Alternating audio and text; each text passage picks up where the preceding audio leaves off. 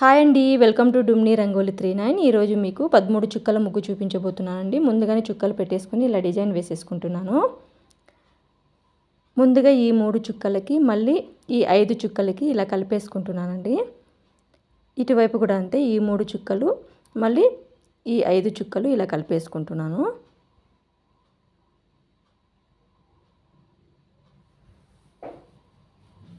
అన్ని వైపులు ఇలాగే వేసేసుకుంటున్నానండి.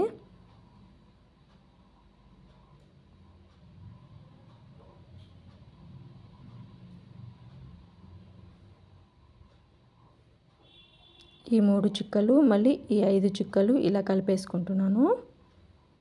ఇప్పుడు మధ్యలో ఇలా చిలకలు వేసేసుకుంటున్నానండి.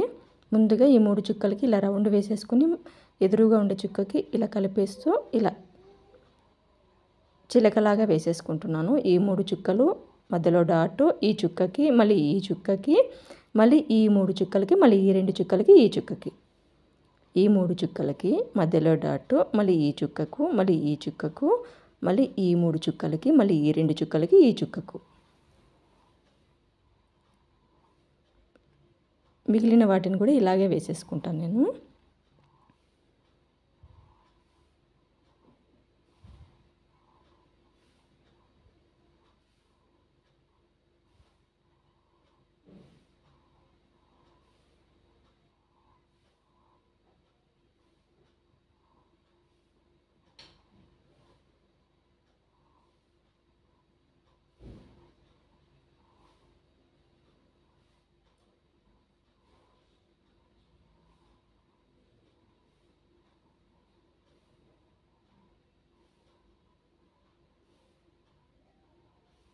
ఇలా మధ్యలో డిజైన్ వేసేసుకుంటున్నానండి.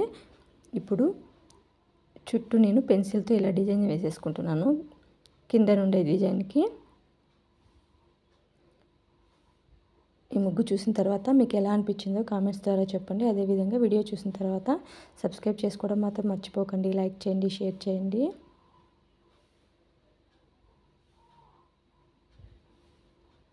ఈ ముగ్గుని కలర్స్తో వేసుకుంటే చాలా బాగుంటుందండి.